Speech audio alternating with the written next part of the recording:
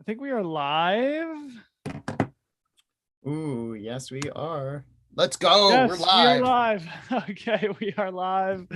Welcome, everybody. It is Hardrock Day. Welcome to the race companion for the 2022 Hardrock 100. Of course, my name is Dylan Bowman, joined by Corrine Malcolm. Corrine, hello. Happy Friday. Hello, hello. I'm not muted, am I? I'm here. Oh, you're set. And Yay! broadcasting from the coast of Delaware after a nice trans-American jog, Mr. Mike Wardian, all-time legend. Mike, how's it going? That's great, man. It's so cool to be on and get to geek out. I was just saying, like, I haven't really followed anything, so I'm as excited as everyone to get updated. Yes.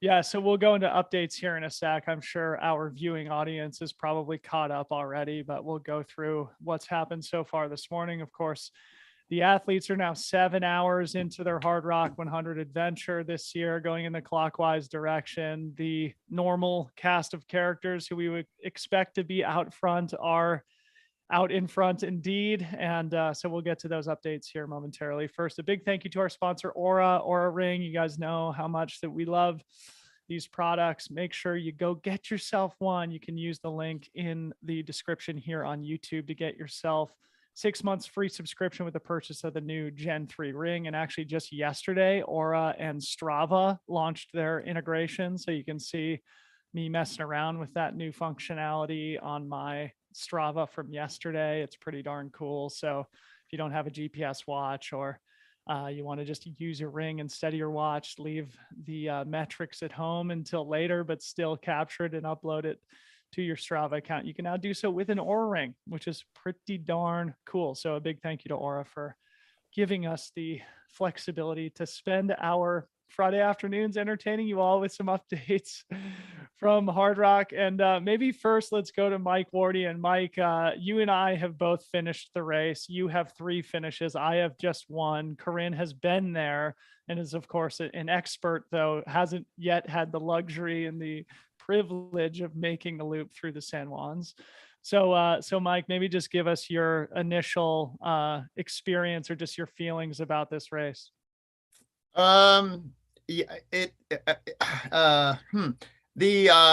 the race, it was something I'd heard about. Like, it was one of those things that's like everyone's probably heard about it. Once you start ultra running, you probably heard about Hardrock.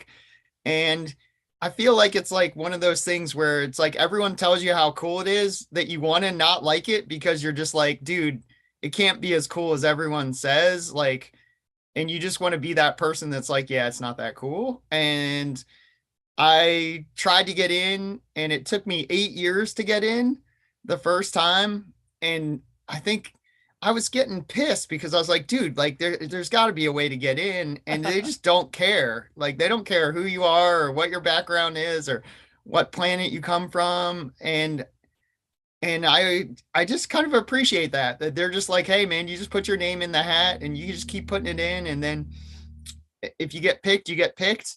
But the moment you get picked, you're part of the family. And that's what I think I love most about Hardrock is like, it's just like a big family reunion in the mountains, and everyone's there for the right reason. Everyone's there because they love what they do. It's just a small little town that's surrounded by beauty, and you get the chance to just be out in it. And Of your 3 finishes, which one stands out the most to you? Going clockwise or counterclockwise? I don't even know which way I was going. Like, that's but I'd say the last year. So I've got to do it all the different ways, clockwise, counterclockwise. Yeah. And then whichever way I did last year. And I'd say last year was for me the hardest time I've ever done it. I really struggled with the altitude coming from sea level, being a flatlander, doing a lot of my training last summer in Rehoboth Beach in Delaware, where I'd get like a 20-mile run and I'd get like 20 feet of vert, so like not ideal training going into it. As far as like the climbing was concerned, and like just being at altitude, usually I get out a little earlier. But for me, it was just the chance to be out there and to try to, experience the mountains and everything that means. I think that was just awesome. Yes, man. Well, hopefully we can all be, lucky enough to have multiple finishes in our careers. But I was the same, man. It took me 10 years to get into the race too. So Yeah. everybody out there who's complaining because, it's been years since you've been qualifying and put your name in the hat. That's how it's supposed to be. That's how you know that when you get your opportunity, it's all worth it. Corrine, you've been to the race. I recall last year when I crossed Mineral Creek when I was 5K from the finish line, you were there covering the race for I Run Far. Was that your only time that you've been to Hardrock? And maybe just give us your quick intro to your history of the race and how you feel about it. Yeah, that was my first time being there in person, but it's a race that I think has captured my attention because I do love the mountainous races so much. And I also understand the challenge of qualifying for a race like Hard Rock and then getting into the lottery. Although we can say that this year we'll have the largest women's field to date with, I think, 27 women on the start line, which once again is not a lot of women, but, trying to make steps towards bringing in more women through the lottery by kind of representing the lottery percentages. So I think that's a small step, but a step towards maybe something more. So getting to witness it firsthand last year was very cool. My teammate Sabrina Stanley was racing. I also got to pace my editor for I Run Far, Megan Hicks, for a stretch of the race, and then I got to work for I Run Far. I did not sleep. I worked for I Run Far at the Mineral Creek crossing, where you came across super paranoid as to who was chasing you and how far back they were, and you had dropped your pacer at this point. You had dropped Tyler Green, and you kept asking if you were safe, and the people were wondering if it's because you were worried about crossing the creek, but no, it's because you were scared that you were being chased I was down. just like, can I just relax and just jog And it I was in like, from you gotta here? go. I was like, no, I can't see anyone behind you, but you've gotta go. Yeah, So it was cool. for our viewing audience too, for those who haven't checked out the film that we released this week on the Freetrail YouTube channel about my race from last year, you see me ask Harmony that too. So right after I asked Corrine, hey, am I safe? I continued like 10 more steps and I asked Harmony, hey, am I safe? Yeah. Clearly very paranoid that Ryan Smith, the great athlete from Boulder, who also ran a very fast time last year, he was breathing down my neck the whole way. And luckily I was safe, but nobody told me. So I continued to punish myself all the way to the rock, but that's how it's supposed to be. Anyway, welcome everybody. We're super happy to have you guys all tuning in this afternoon. We're hoping to just kind of make this a fun, interactive way to all kind of follow the race together. So make sure you jump in the chat here on YouTube. Let us know, like, if you have questions or things that you want to touch on. Obviously, we're going to talk about what's happening at the front of the race. We'll talk about the course itself. We'll talk about the weather conditions, which maybe we should start with because it seems that this has changed in the last 12 hours even. I read something that I Run Far linked to this morning from a local meteorologist who said that it was going to be fairly wet, especially on the west side of the course. And it seems after I actually will screen share just so we can all look at this together because I think it's potentially relevant. But yeah, it seems like since we're on the west side of the course right now, kind of going through Telluride and Uray, this was supposed to be kind of the wetter side of the course. And as you see here on Wonderground, it's now showing only a 15% chance of precipitation and a high of 69 degrees, although it's a real feel of 83, as is typical at high altitude in the Colorado Rockies. Even when it's only 69 degrees, it feels like 83. So obviously not like crazy fast conditions, but definitely not slow, definitely not as torrential and moist and wet as they were expecting. And then you see tonight, again, only 30% chance. And then tomorrow also looks pretty nice here in the San Juan. So that's a bit of a change. And I think definitely something that could contribute to fast racing. Mike, Corrine, do you guys have any comments about the conditions as they stand now and maybe how they've changed? Or Mike, have you experienced weather on this course? Yeah, man, I've had everything, man. I've had snow and sleet and like hail. Yeah, I've gotten baked in the sun, and yeah, I'd prefer to be hot than getting hit by golf-sized hailstones coming down. So yeah, that's yeah, I would rather have the hot and have to deal with that rather than and also like the wind, and that can be a factor too the higher up you go, especially on some of those higher peaks and crossings. Yeah, I'd just rather have hot. Yeah, me too. Me too. Last year's weather conditions were really, really nice. Mike, I know you struggled with altitude last year, but I think one of the reasons why we were able to move pretty fast last year was two reasons. Number one, there wasn't a lot of snow on the course, and we didn't have a lot of precipitation, and so it was a fairly dry, quick year. And it seems that the conditions could be very similar. And with athletes like Francois, Killian, Dakota, John Kelly, Danny Young, Courtney Dauwalter, et cetera, all pushing each other, that's the kind of recipe that leads to record-breaking type performances. Of course, we are still very early, only a little over 7 hours into this year's race. And so there is still a lot to be written today, but I don't know. It's I bet the athletes are very happy that the weather forecast has changed, because when you're at an average elevation of 11,000 feet for 24 hours or more, obviously any rain becomes concentrated in terms of its misery. Anyway, Corrine, any comments on? Go ahead, Mike. No, I was going to say, Corrine, what do you think? Like, what do you prefer?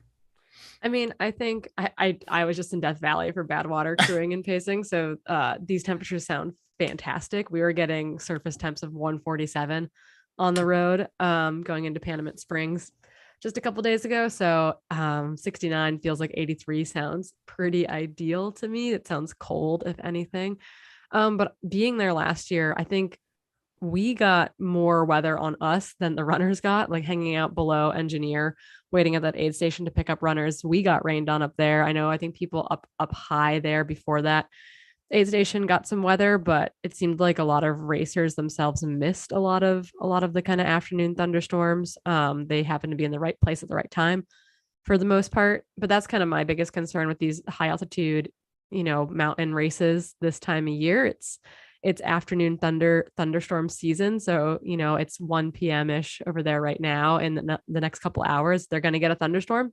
It's probably going to be around then. And so you kind of want to be off those high parts if you can. We've heard stories in years past of, ground strikes near runners, maybe not exactly on a runner, but near them enough to give them a good shock. So, that stuff to me is definitely scary and definitely intimidating. So, staying dry, being a little bit warm, but staying dry or not being threatened by hail and lightning sounds more ideal to me than anything else. No doubt. So let's just do a quick update before we get too far into our little broadcast here today. I'm just going to hit refresh here on our split timer and share my screen. Yeah, we've got 10 through Telluride right now. Okay, great. Thank you, Corrine. So maybe, Corrine, you can just take us through this if you don't mind. Oh, we've got the first couple through Kroger's as well. So that's super exciting. That timed out. That means timed out really fast. Well. Yeah, they're going very fast and they're virtually together. Once again, I think, and Dakota's kind of bumped back up in that group. So Francois, Dakota, and Killian have been racing virtually together like since this morning, running within, a minute of each other, leaving Kroger's, getting to Kroger's at the same time, leaving Kroger's basically at the same time.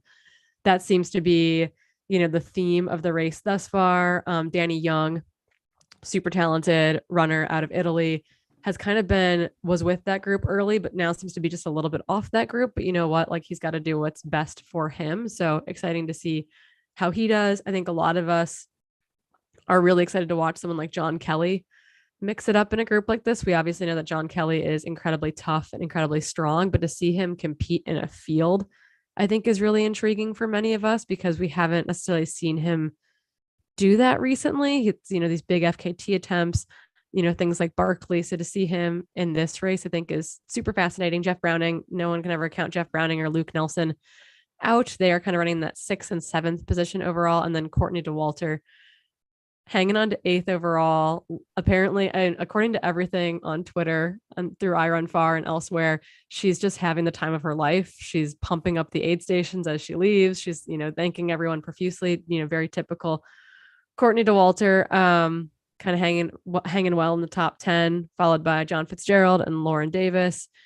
And then I guess kind of dropping down in the women's field, while we haven't gotten a split yet for them in Telluride, Darcy Piku and Maggie left the last aid station together, and I would expect them to probably come into this next aid station together as well. So we'll kind of wait for those timing updates to come. But I think, all the heavy hitters that we imagined are currently in the top 10. Jason Koop has professed that he's going into this undertrained and maybe overtired, but hanging out right outside the top 10.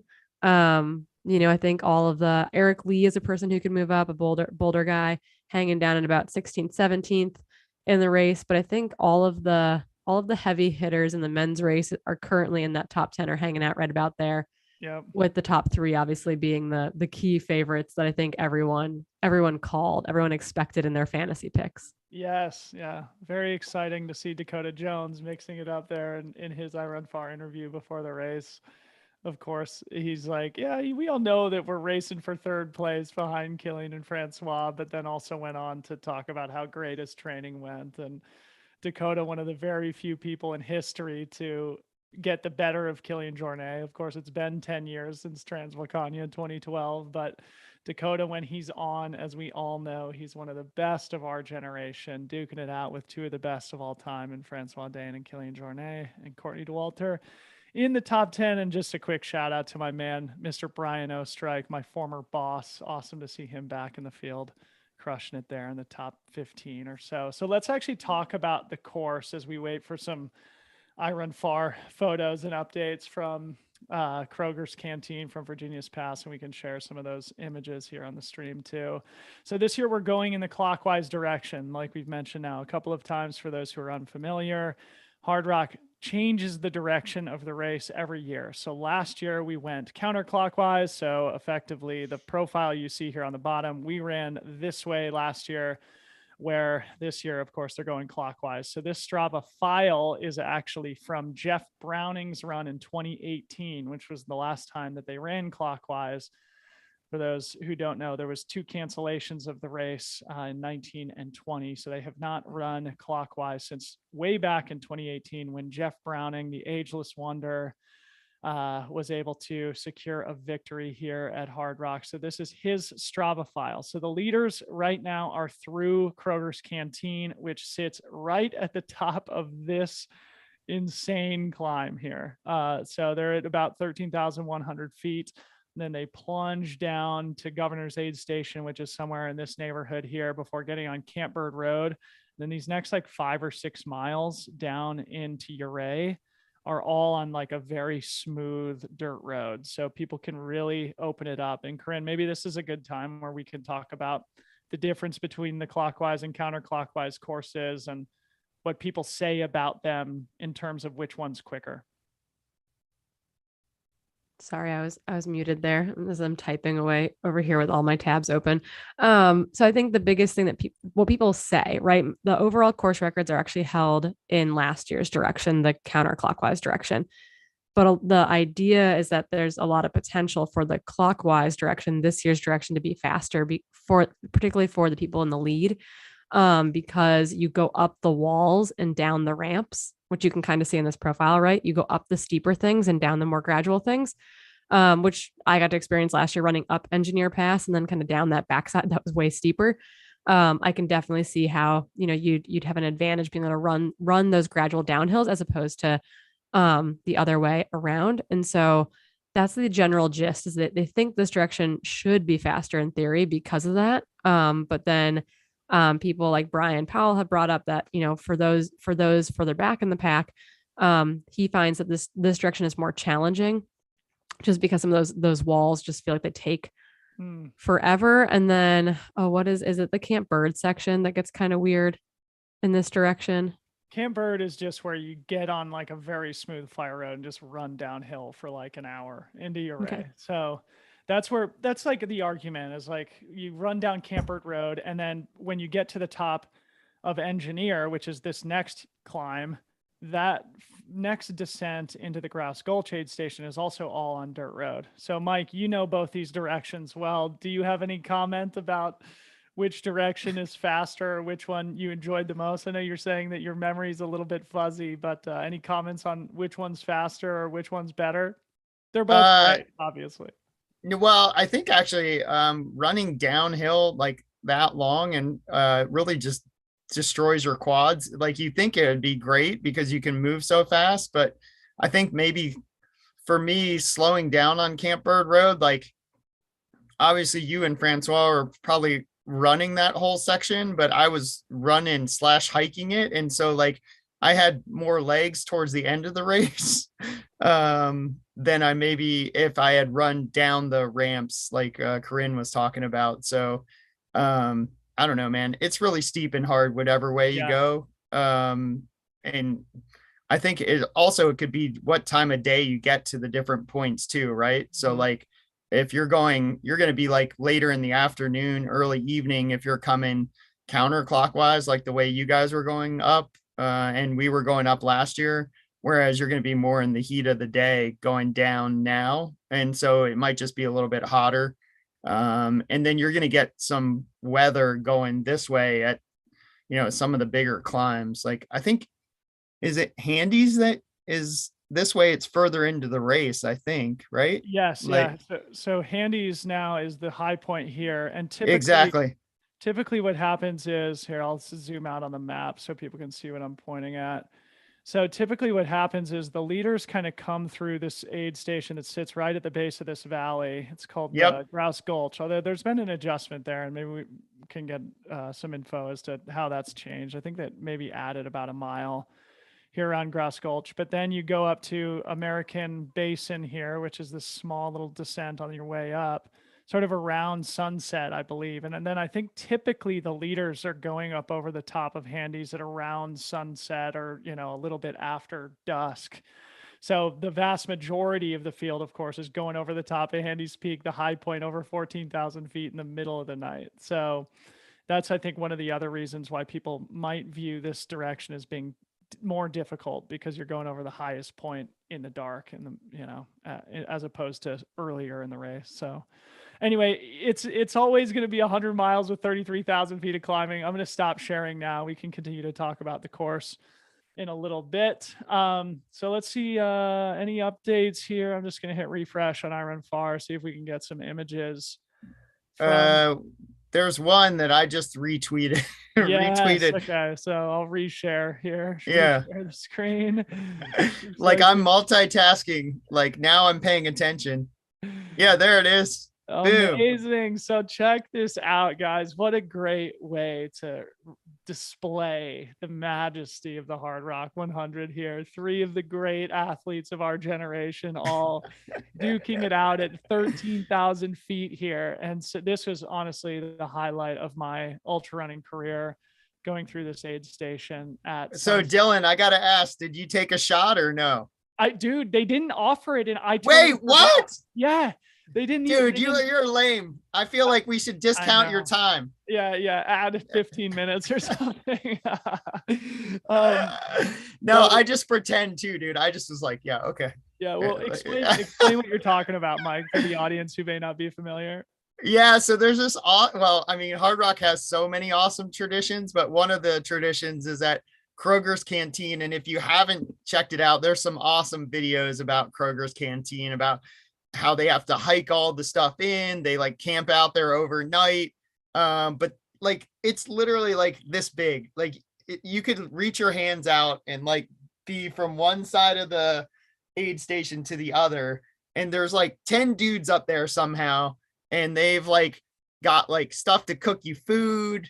But one of the things they do is they offer you shots. And I can't even remember if it's like Fireball or something crap, but I feel like, I think it's like tequila or mezcal typically. Yeah, well, I think it depends who's sponsoring, like the people that are up there, right, or something like that. But like, I think Rock Horton was the guy who used to run it, and he did it for 10 or so years, and then Joe Grant was doing it last year. I don't know who's in charge this year, but I think Joe Grant is now the official aid station captain at Kroger's Canteen. Okay, cool. Yeah. So anyhow, he did just such a great job. Like they have all this food, or like anything you could want, but literally you're looking down at like what's in front of us here on it's just this picture looks steep, but it does not do it justice. Like it is so steep. Like it is very, very steep. If you mess up, it's going to have severe consequences. And it's like that on both sides. So it's kind of like it sits like at two huge, like steep passes. And it's just this tiny little space. And they basically ask you if you want to take a shot. and you're supposed to do it if you're cool. But I think Dylan and I both we're like, yeah, we're not that cool. So see, I totally am the type of person who would have taken a shot, but it totally, yeah, it slipped my mind last year to even ask for it. So I was kind of starting to struggle at that point. But I mean, your point is well made, Mike. And for those who have not had the privilege of doing this race or being on the Hardrock course, definitely check out. There's a video that Solomon Running made about the Kroger's Canteen aid station, and Rock Horton specifically, who's an all-time legend hard rocker, who I think still works for Black Diamond, the great outdoor brand. And he has retired his responsibilities as aid station captain and handed those off to Joe Grant, who is, of course, a very well-respected member of the community. And it's a massive effort to put this aid station together up at 13,100 feet on that precarious pass. It takes a huge team. They camp up there for like 5 days putting everything together. So one of those things that's very illustrative of hard rock community and of trail running in general. Well, you know what's so crazy is like there's a wait list to be out there and suffer. Like I tried to, like I was like, dude, I want to come and like I was like, I'll hike the stuff up before the race last year, and they're like, no. You have to like ask like 2 years. It's like almost as hard as getting into the stupid race to go and like volunteer at this aid station. I'm like, dude, I'm ready. I'll put it, and you have to like shuck like or like rock like 45 pounds up like 2 miles from this parking lot in the middle of nowhere. And it's like, you know, jet boils and like noodles and, you know, shots of tequila or whatever.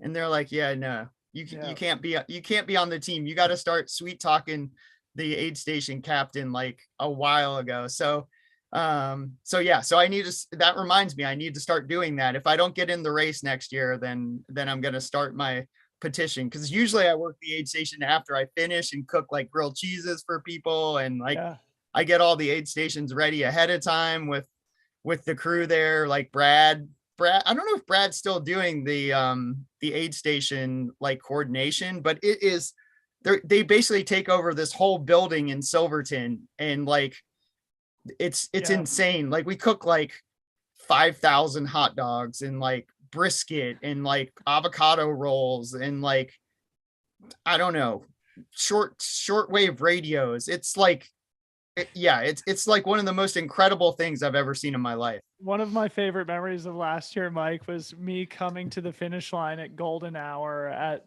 whatever it was, like 4:00 in the morning on Sunday morning. Of course, the race starts on Friday morning, and you were in the gym, like washing dishes and doing like the grunt work after your like 36-hour mission through the mountains. And I had gotten like a full night's sleep. I was like, man, Mike is tireless, and I am not nearly as cool as he is. So anyway, let's go back and look at that photo. So our we can just like give a little context about where they came from and where they. I've got an update too on people are asking about course record splits, and I can do that. Good idea. Yeah. So because this is run in 2 different directions, right? That's a little bit confusing. Last year, obviously, Francois set the overall and the counterclockwise record in 21:45:50, in which you guys all ran under the course record.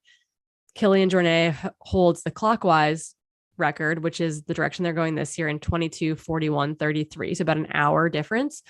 And that holds in the women's race as well, with Diana Finkel holding both the overall, the clockwise and the counterclockwise records.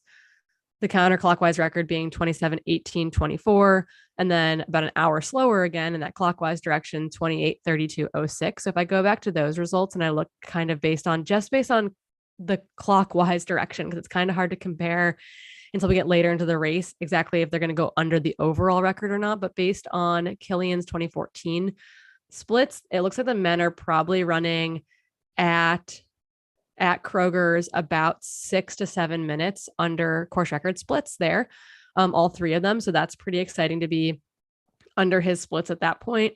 And then in the women's side too, Courtney is running about, let's see here, looking at Diana Finkel's race from 2010 is when she set that record, and she finished 2nd overall that year. She finished 3rd overall when she set the other record. At Telluride, she came through there at 6:37 course time. And I think based on our current splits, Courtney's about 10 minutes under course record pace then, because she came through there at Telluride, Courtney DeWalter, 12:24, left 12:26. So yeah, so she left there about 10 minutes under Diana's clockwise course record split from 2010. So we'll see how that all pans out. It's still very early. We're still less than, we're about 50K into the race for everyone. So, or for our front runners. But right now, both the men and Courtney leading the women's race are under course record splits for the clockwise direction at the very least. Yes. And of course, Diana Finkel, the course record holder, is a Hardrock legend. And that year that she set the record and finished second overall, she ran in the lead, the overall lead for much of the race that day. And then I think was ultimately passed by Jared Campbell late in the race. Is that 2012, Corrine? That was 2010. Yep. She was passed late in the race, like after Cunningham. Really? Crazy. Yes. Yeah, after Cunningham, because she came through Cunningham 24:41 and he came through 24:46. And then he ended up finishing an hour 12 or so ahead of her. Yeah, I heard that she got very wobbly near the end of that race, but yeah, so she led until mile 91.2 or so. Yeah, always raced with a very brave, if not aggressive style. I recall seeing her coming into Uray and then Telluride, like really not far behind the lead men, like the year that Hal Kerner won, which I think was 2012. I think she was only like 25 minutes behind those guys that year. So Diana Finkel, an all-time legend who really always got the most out of herself on the Hardrock course, but never really went to like UTMB or Western States or these other races. Anyway, let's go back to this photo of the guys going over Virginia's, just so we can paint the picture of where they came from and where they're going. So basically, obviously, they just make their way up this sandy scree slope here, but what they came from was around the corner here. You sort of bomb around the corner and sort of traverse, and then deep down into this valley outside of the right-hand side of the frame here is the town of Telluride, the legendary town of Telluride that they went through before making this probably 4,500 or 5,000 foot climb up to the summit of Virginia's Pass and the Kroger's Canteen aid station. And I think now we should maybe go back and just like kind of do an update from Telluride, because a lot has happened here. So maybe let's go. I'm just going to kind of scroll through some of these I Run Far photos, and we will just kind of provide some commentary as to what went down over at Telluride. So maybe bear with me while I just kind of go back in time, and then we'll go in chronological order. Yeah, that's John Fitzgerald just came across your screen. They've deemed him Captain Chill because he looks so relaxed coming through the aid stations. Love that nickname. I gave myself the self-proclaimed nickname of Dr. Chill at one point in my life and career. So Captain Chill is also a very good nickname. Here we see John Kelly. So again, I'm just flicking through these quickly, and then we'll go back the other direction and spend a little bit more time. So here's our leaders through Telluride, and they come into this beautiful sort of public park where they host a lot of music festivals, and there's a lot of baseball fields, a skate park, etc. And we see Francois and Killian running together here with Dakota hot on their heels. I don't think they got a photo of Dakota. One of the things I was really interested in, guys, is Killian's kit, of course, branching out on his own, leaving Solomon. I was so excited to see kind of like what he was wearing here at Hardrock, knowing that this would have been an important event Statement. for them event to start debuting some of the products that they're working on. It looks like still kind of stealth black. There's not a lot of detail to see. Of course, like the footwear is a little bit difficult to make out from these photographs, but Francois is wearing those super fresh, bright red Solomon kicks that he wore last year with the built-in gator. And actually a fun little piece of beta, before I pass it back to you guys, I talked to Kim and Topher Gaylord right before we went live, and they were up at Grant Swamp Pass when they saw the leaders, and they sent me a bunch of photos so we can go back and look at some of those in a bit. But they said that once the Francois, Killian, Dakota trio dropped off Grant Swamp, that both Killian and Dakota stopped to take their shoes off and dump out the debris that had accumulated, where Francois just kept soldiering on. So like, I think wearing gaiters on this course is definitely advisable. I wore them last year, thought I would change my shoes, ultimately didn't touch them at all through the whole 100 miles. But any comments on that before we start flicking through some of these photos and updates from Telluride? Yeah, I was gonna say the same thing, man. Like, is Francois wearing gaiters, or are they just built into the shoe? Yeah, they're built in. It's Yeah, super cool. Super smart. Yeah, that makes a big difference, because even if you have the ones that sit over your shoe, they don't always stay on, and especially if they're not like, I know some brands have like a little, like a Velcro that can help keep them on. And then if you're doing a race like Marathon des Sables or something, you can stitch Velcro around the edge to help keep them really snug and tight. But this is a race where you get a lot of like scree and dirt and rocks, and yeah, it just makes it super uncomfortable. So having the ability to not have to take your shoes off, and and your socks too. Like, I saw somebody already did a sock change, but your feet are wet basically the whole day at this race. I don't know if you had that experience, Dylan, but with the stream crossings and then the rain, which you don't always get, but also just like the morning dew and just running through the night, like you have wet feet almost the whole day. So trying to keep those things from getting wet and some kind of friction or abrasion, that makes a big difference. Yeah, no doubt. So cool to see the equipment that these great athletes opt to use. And it seems that Normal, Killian's new brand, is also making race vests. At least I would assume the one that he's wearing is made by his own brand as well. They're both obviously using their poles. And yeah, anyway, fun to just kind of geek out on some of the gear stuff too. Well, did you notice that his nutrition was Morton also? Yeah, like I and then he had he had his poles, but it looked like very similar to a Solomon bag. Like, I mean, it's almost identical if it's not just a blacked out Solomon bag. I don't know. Yeah, maybe. Anyway, so yeah, like we said, Francois, Killian, Dakota running together as expected. And then this character, Mr. Danny Jung, Corrine mentioned him a little bit ago, Italian guy, though lives in a part of Italy where they speak German. So he sort of got a German accent when he speaks English. I met Danny on Reunion Island.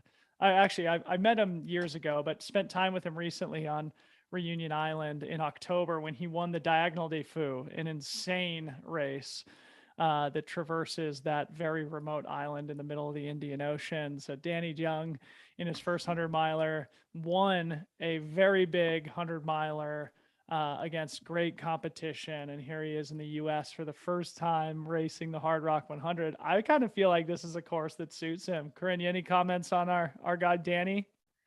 No, I'm just really excited to see some more international athletes coming over for a race like Hardrock. Same with like when we were watching Western States recently, the top 5 women were international athletes. And I think it's cool because so many of us go and try to mix it up over there, particularly around UTMB and other events, or like Lavaredo or the Eiger races are going on this weekend. And so I think it's really great to have a number of athletes, particularly ones that I feel like might be lesser known to the US audience. Obviously you and I know Danny, have followed his racing, can pick out some of those results that he's had, but I think introducing kind of this broader audience to both, US athletes going, or North American athletes going over to Europe, but also these athletes coming over to the US. And then I love to see, I got to watch the races in Verbier last weekend, and one of the North Face athletes, a Chinese athlete, Shen Jingshen, won the marathon. And I'm just really excited to see more and more international flavor in all of these races, just because I think that's what is one of the things, not the thing, but one of the things that's so exciting about our sport. And so that's kind of, having Danny, having someone that's not, Francois and Killian are amazing, cannot take anything away from them, but to see some other athletes come over to this race or to any of the races is really cool. And I know like Camille Brujas, who is over here for Western States, is at Hardrock right now. So I'm assuming she's crewing someone, So maybe one she's of her doing the, Solomon she's teammates. crewing Francois. But Awesome. I'm sure she's got in the back of her mind using it as a scouting mission for a future tackling of this race herself.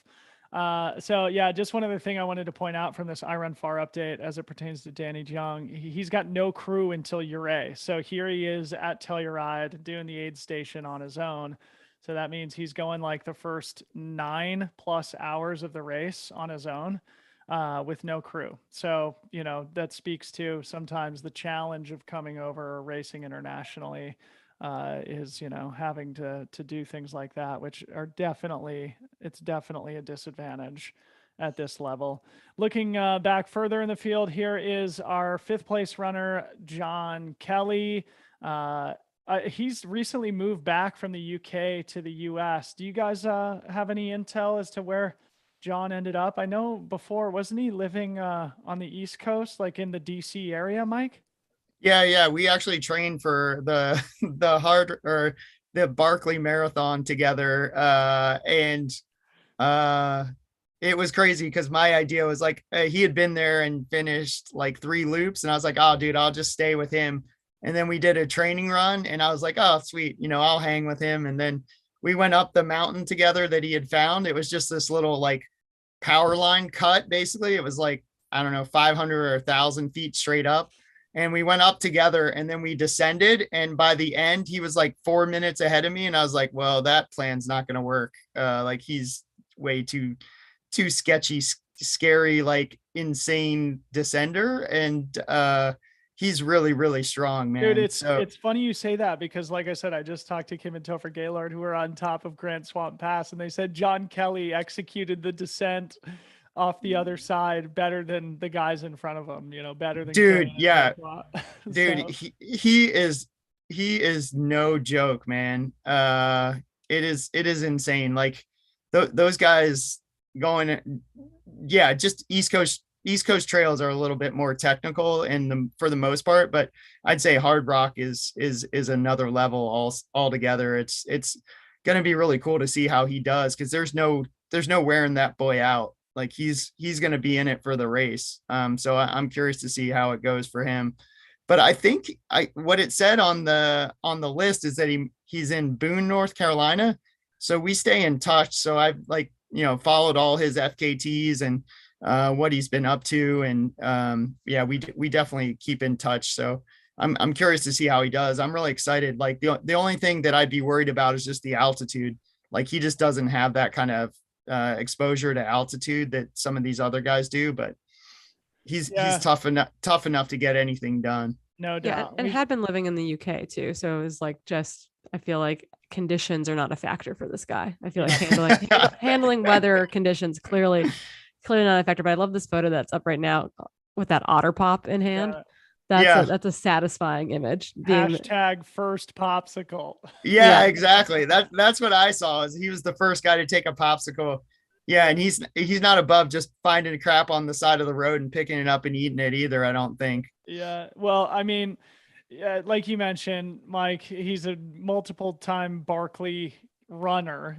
He's a one-time finisher at the Barkley, which puts him in a very small category of human beings in terms of his skill and endurance and toughness levels. So John Kelly, definitely one of those athletes who we expect great things from today. And here is a fantastic photo of the Kroger's Canteen aid station, which we've already talked about at length. You can see it is just perched on top of a triangular ridge with precipitous descents on both sides. So a big shout out to the crew up there who put that all together. What a spectacular photo. Now, well, it's crazy though, because it doesn't look steep. That's the annoying thing about that picture. It looks like that's flat. And if you're there, that's like death. Like both sides of that. If you fall, it's over. Yeah. So here's the legend, Mr. Jeff Browning, now living in Bozeman, Montana, running in 6th place. He's I think a 5-time No, finisher. he's gone back to Flagstaff. He didn't like how long the Oh, winters were in Bozeman. I gave him a lot of crap about that last year at Western States because like, oh, you didn't like Bozeman. yeah. I'm pretty sure he's back, or maybe he's back in Oregon.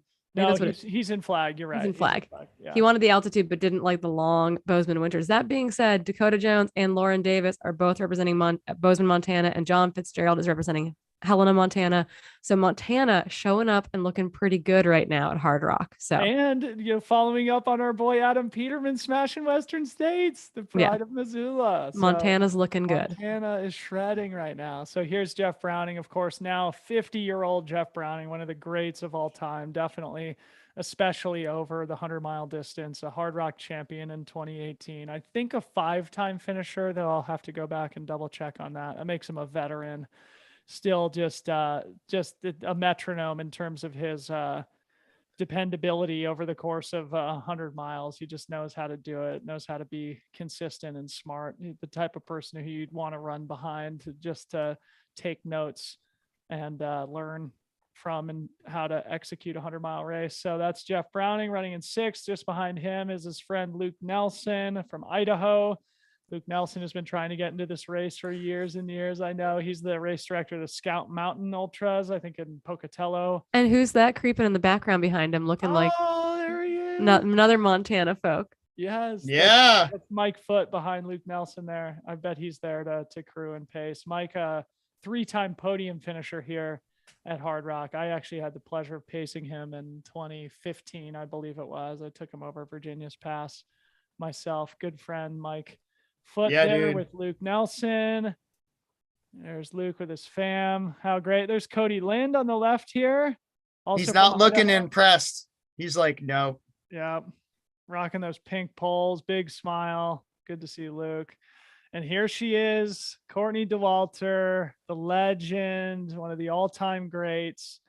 I think this puts her in about 8th overall. I think you said, Corrine, at Telluride. So all smiles. And according to Iron Far, she was pumping up the aid station on her way out. So it's going to be interesting to see Courtney move potentially up through the field, competing for those top 5 or podium positions overall here at Hard Rock this year if she races to her potential.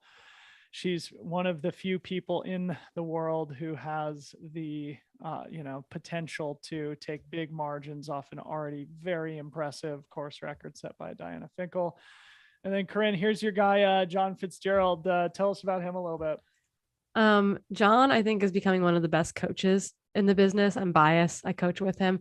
But he is a guy who I think when he figures out when to and when to not nap during a race, we give him a lot of crap within our coaching group because he's just notorious for like laying down at like the Bear or Bighorn and just taking like a 4-hour nap and then getting up and running again. Like runs pretty fast times when you factor out all of his napping. So he's a cool cucumber. He spends a lot of time on the bike as well, but this is definitely a race that is fitting for him, and it's really exciting to see. He's coaching actually a bunch of my Adidas Terex teammates. We've kind of just like unloaded them onto him in a lot of ways, and he's taken it on with a lot of grace. But he's a phenomenal person and coach. And when they said that he's Captain Chill, that's pretty spot on. Yeah, cool. Well, thanks for that inside info. And yeah, I've heard he's a great coach, so it'll be fun to follow John throughout the day. And speaking of, we should remember to talk about 4-hour naps because there's a great story about Jamil Curry that we should enlighten the audience about from a few years ago here at Hard Rock. That is one of my all-time favorite ultra running stories. So let's remember to talk about that. This is Lauren Davis, who I think, does this make it 9th place now? Lauren Davis? Yeah, 10th overall, ninth male. Okay, great. So Lauren Davis here, not familiar with him. Corrine, do you see where he's from? He's a young guy out of Bozeman, Montana. I know him loosely through the running community there. I saw David Elia was kind of in one of the backgrounds of one of those shots, and I wonder if David's there to crew him. David has the FKT on Roper's High Traverse in the Sierra and has won the Bear and maybe not the Bear, but Wasatch, and I think he's there to crew Lauren.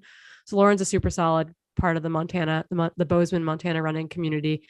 I wouldn't be surprised if he and Dakota have shared some miles over the winter there.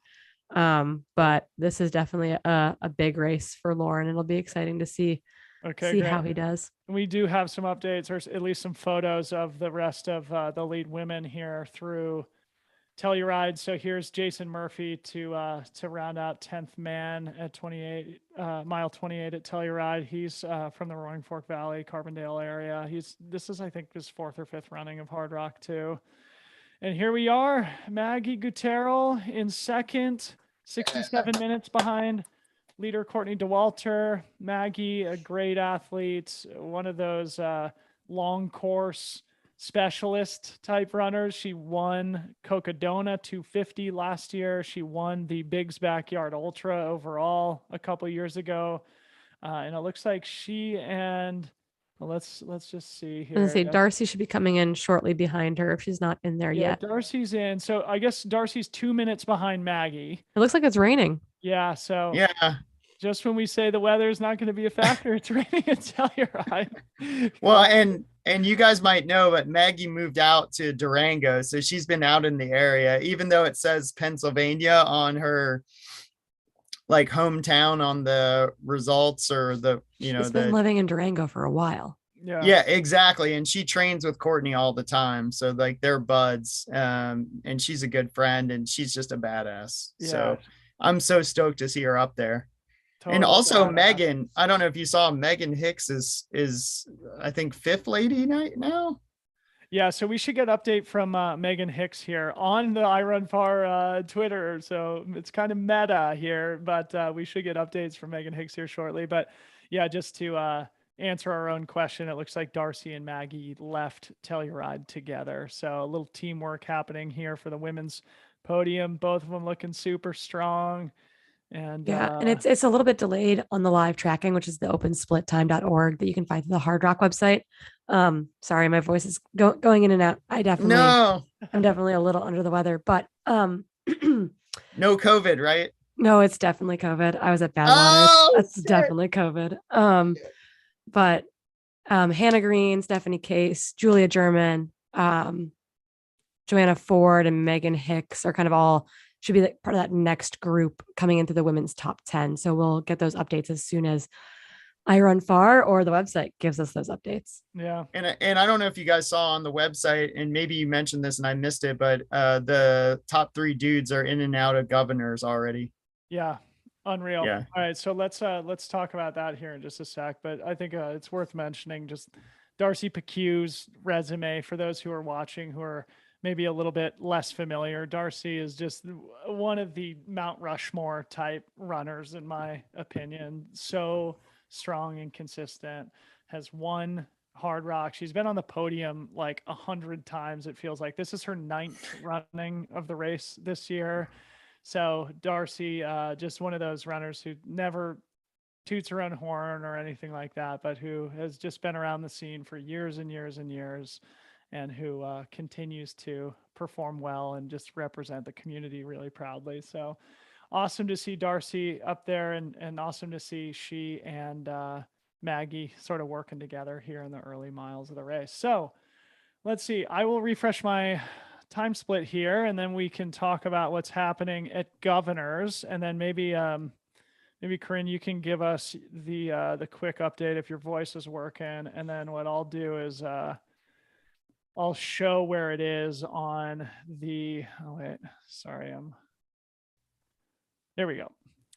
So hitting refresh here. So if you want to sort of give us a quick update here. Yeah, I mean, our top 3 men are doing what they were doing, right? Yeah. It's the same, like exact same at Kroger's basically. They all came in together at 1:36 p.m. and they all left together at 1:37 p.m. So they're moving really, really efficiently, which makes sense because you have to remember, unlike some of these other aid stations, not all of these are crewed aid stations. A lot of them are super, super, super remote. Kroger's being the like prime example of that. So Uray is going to be one where if there's any separation that could happen at Uray, just because that's a big crew aid station, you're 43.9 miles in. So I'd be really curious to see how they all play that as far as like leaving together, creating separation intentionally, etc. Because you climb out of Uray and then you got a pretty nice descent down Engineer. So I'm curious to know when we get to the next like crude aid station where they might want more stuff, where they might need more stuff, what that ends up looking like. But right now, our top 3 men are all together, and Danny is running, as of Kroger's about, let's call it 20 minutes, 21 minutes or so behind our leading group of 3 men. So the top 3 men are going to keep this interesting, I think, for a very long time. Yeah.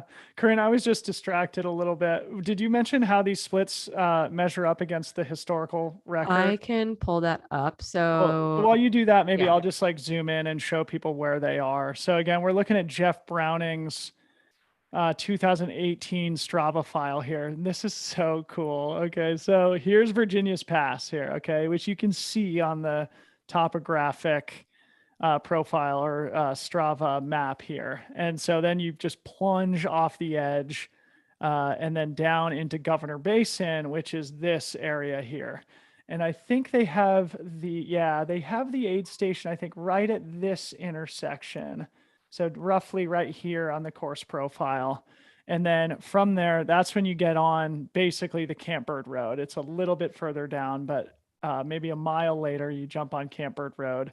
And Camp Bird Road is a very old mining road, a dirt road that the old mining companies used to get up into places like Governor's Basin to search for the valuable minerals that these mountains hold within them. And that is, of course, the legacy of the Hardrock 100, a tribute to the Hardrock miners who made the San Juan Mountains home through the 1800s and 1900s. And anyway, once you get on Camp Bird Road, like we mentioned at the beginning of our broadcast here, it is a very smooth, fast, non-technical descent on a fire road all the way down into Uray. So these 5-6 miles here are probably the fastest miles on the entire course, a place where it's probably very easy to go a couple steps too quickly to potentially burn a match that you don't want to, because it is still fairly early in the race. And you're dropping down into the lowest point on the entire course, that being in Uray, which is a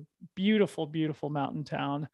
And so, all those things combine, the lower altitude, the smoother trail, the sort of soft descending route into town, make it all a place where people can finally kind of relax and open it up a little bit, but also maybe run a little bit too hard. So just something to consider here is the leaders are through Governor's Basin and now on their way into Uray.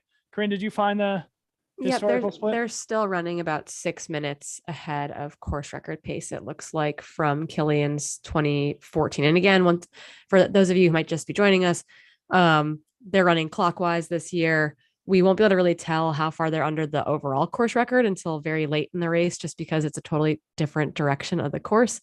And the overall course record is about an hour faster than the clockwise course record held by Killian Jornet from 2014. They're about 6 minutes under Killian's splits at this point in the race from the 2014 edition. So that's holding. And then it should take them about an hour, it looks like, to get from Governor's Basin to Uray. So we'll see if that holds. And again, Courtney, as of the last checkpoint being Telluride, we'll see what she looks like at Kroger's, was running about 10 minutes under Diana Finkel's 2010 clockwise record, which is about an hour slower than the counter-clockwise course record. So we'll keep an eye on that. If that holds true, Courtney should be getting to Kroger's in about 15 minutes or so. So we'll see what that looks like. Awesome. So as you mentioned, an hour from Governor to Uray, they left there 22 minutes ago. So we would expect the lead men into Uray 38 or so minutes from now.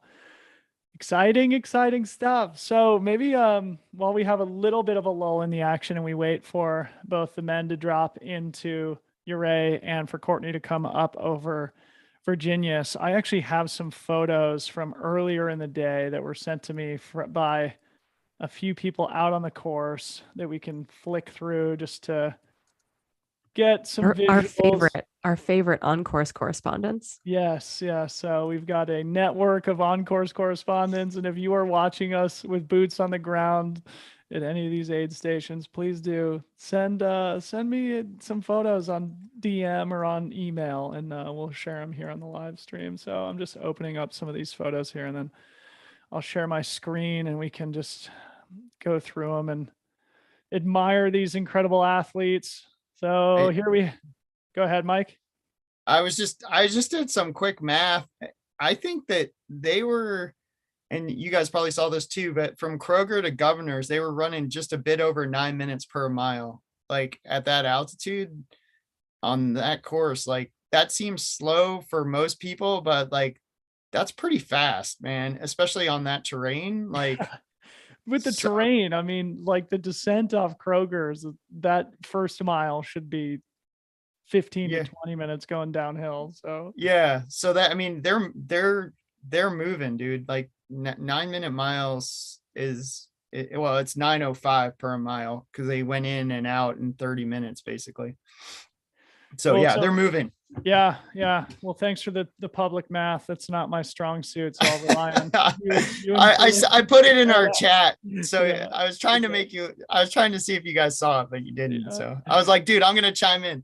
I'm juggling like a million I photos and screen shares. So here we have all-time ledge, Kilian Jornet. These photos are taken by Topher Gaylord here. So Kilian Jornet's got the smile on. I want to zoom in and look at his shoes. Let's see if we can get any intel. Are these protos of the gram here? Look at this. Oh my goodness. Normal. Awesome. Is that Island Lake also? Yeah, that's Island Lake. So I guess, Mike, maybe just provide context as to what we're looking at here. Yeah, this is the picture I post every year when Hardrock happens. Yeah. It's a picture of me descending into this. And this is what I was hoping for when I ran the race. Like I was like, oh, it's all going to look like Island Lake. And it does not all look like Island Lake, but this is pretty typical of what you're going to see if you were running the course.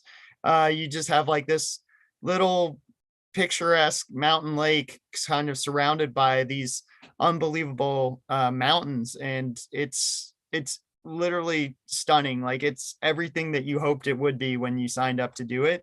And usually there's people that are out on the course at this point in particular to get pictures of everyone, just because it is always such a good view. And it's actually really runnable right through this section. It's like it looks pretty steep, but it's really not. It's actually really easy running, and you don't actually have to pay attention. So you can actually look away from the trail for a second to kind of soak it all in. Yeah, that is until you get to the top of the pass and go off the other side. Yeah. Anyway, but this part is gentle. Yeah, you're right. And this is probably one of the most photographed sections of the entire state of Colorado, and especially during Hardrock week. It's really a spectacular place. So this is where people will, if they go to Silverton, will try to do a hike or an ATV or something. Like this is what you're looking for if you're there. Yeah.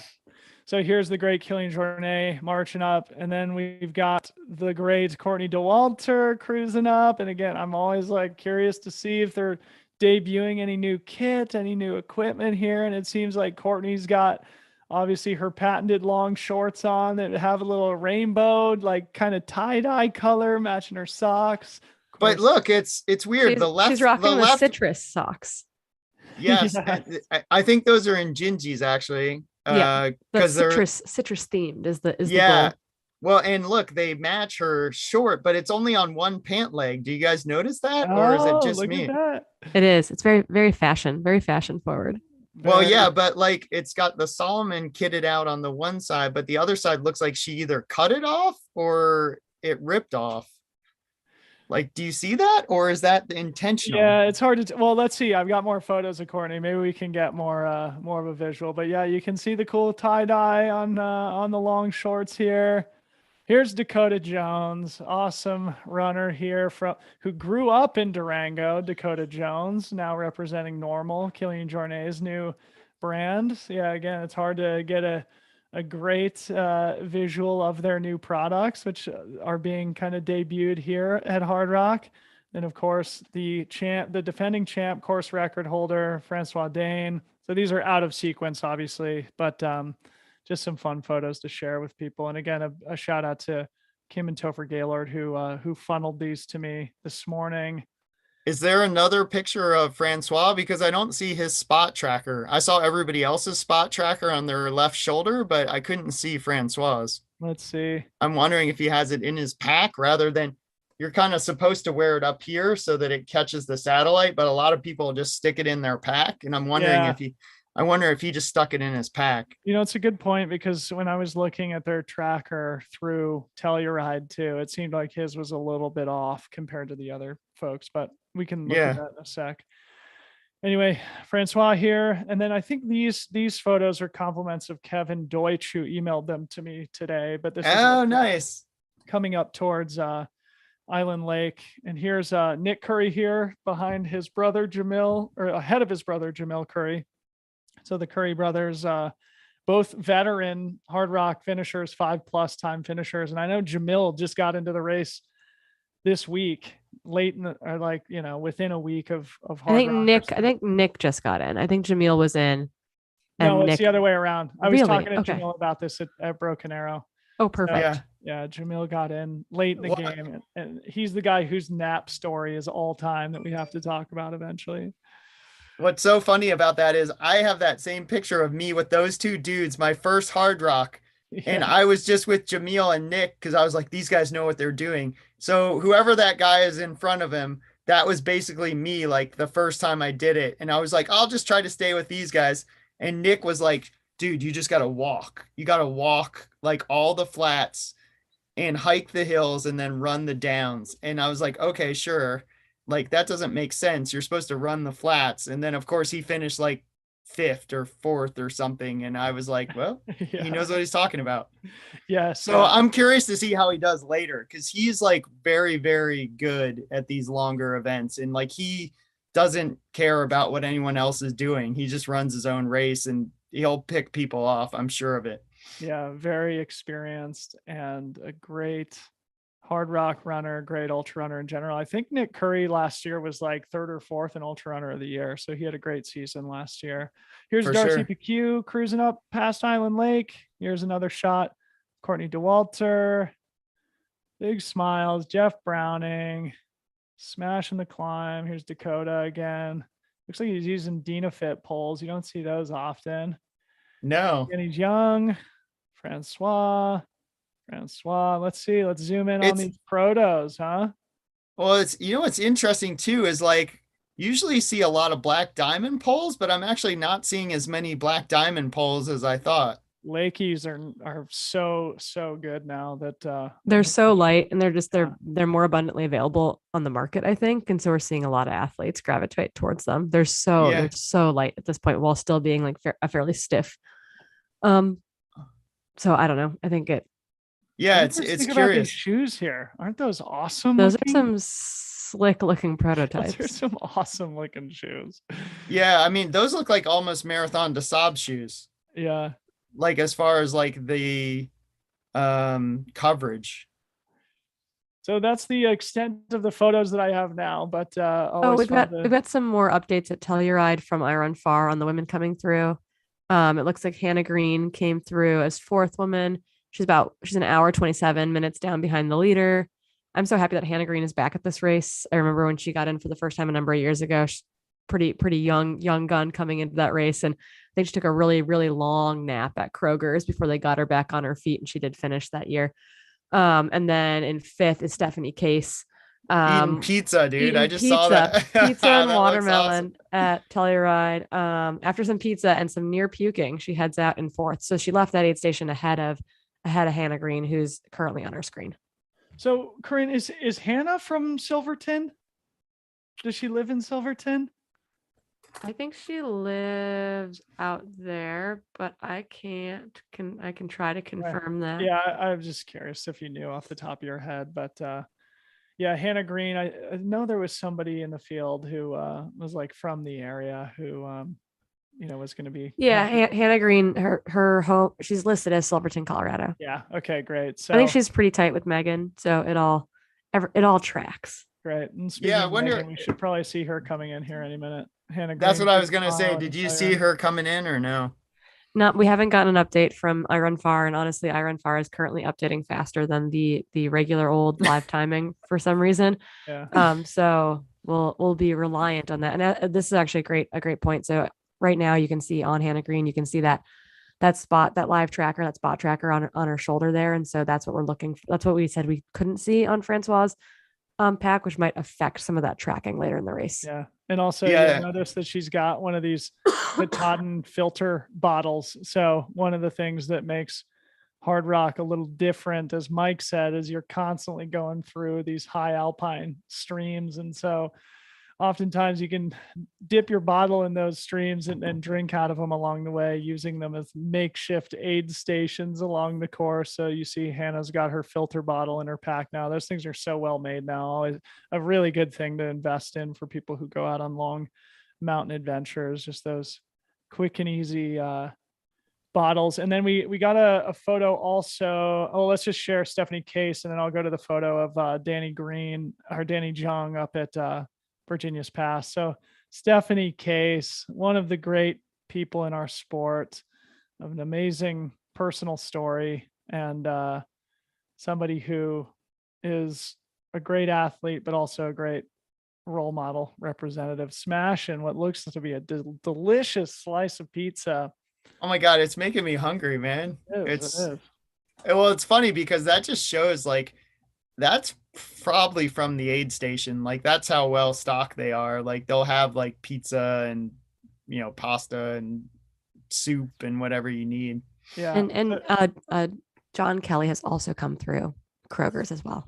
Yeah. So here's Danny Jung, the Italian. It looks like it's a photo. Oh, it says drinking some Coke, but that photo makes me think that they're handing. That's the shot. Yeah, that's what I was thinking when I first read it. I was like, that's not Coke. That might be what they told him, but that's not Coke. It's Friday afternoon. Oh my goodness. I think it's safe to just crack open a frosty one today. Anyway, yeah, awesome to see Danny. Looks like he's having a good day, smiling up there, 20 minutes back of the leaders. And then it looks like his shoe's untied though. That's weird. He's going to want to tie that before going off the other side. So you see, obviously this is beautiful. So John Kelly is here in the distance, but what I was saying earlier is when it came from you sort of go around this corner here and then traverse along this high plateau before the final kick up to the pass. But this is very typical of Colorado in the summertime, the sort of monsoonal rain clouds that produce scattered thunderstorms, usually in the afternoons most days. So it still looks like it's not totally ominous, but you can see how the scattered rainstorm could be happening.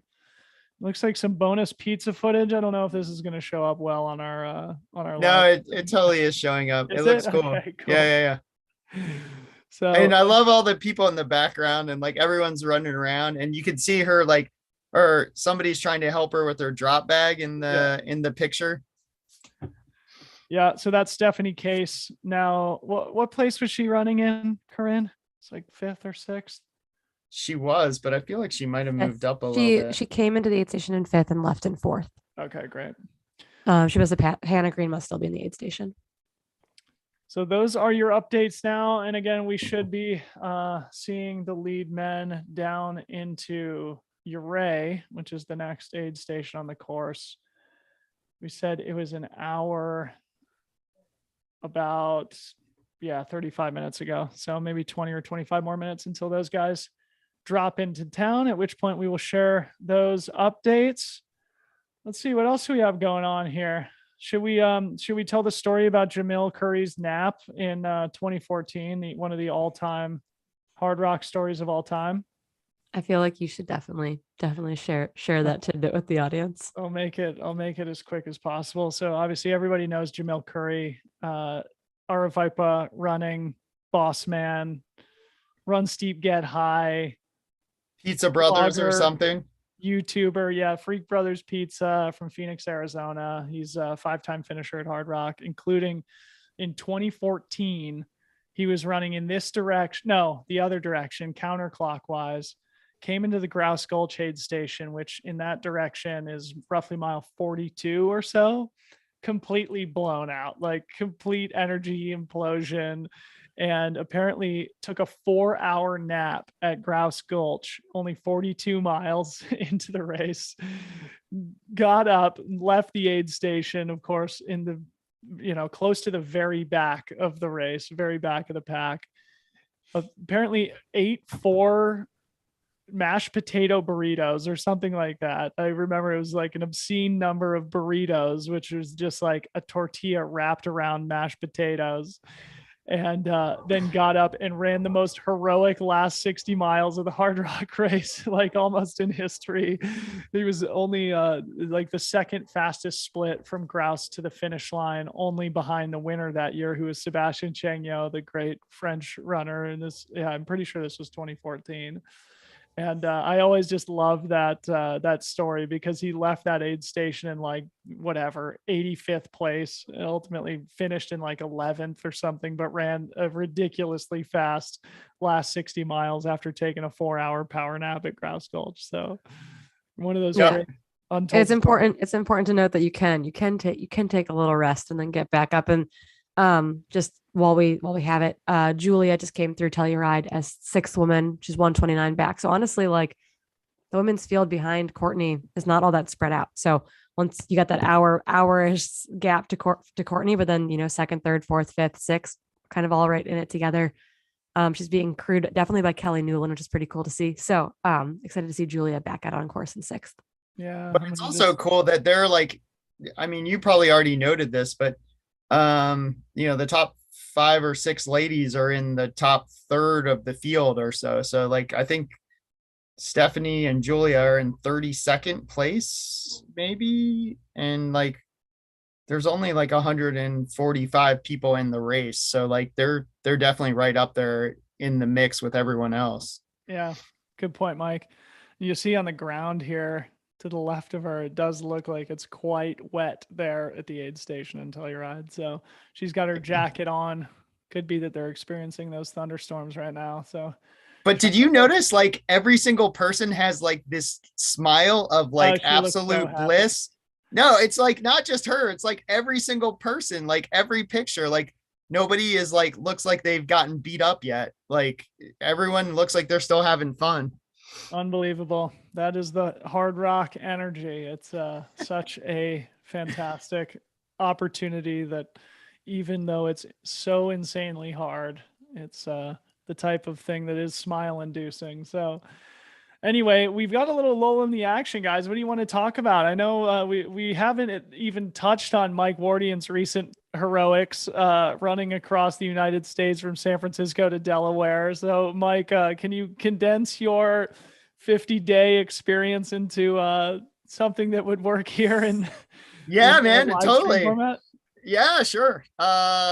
So I started May 1st in San Francisco, ran 6 miles the wrong way to get to the Pacific Ocean so that I could dip my feet in the Pacific.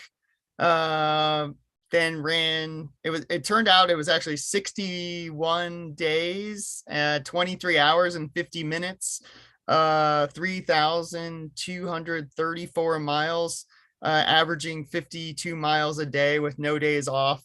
And the whole goal was to raise $100,000 for clean water projects for a charity called World Vision USA. So far we've raised $115,000, changing over 2,200 people's lives.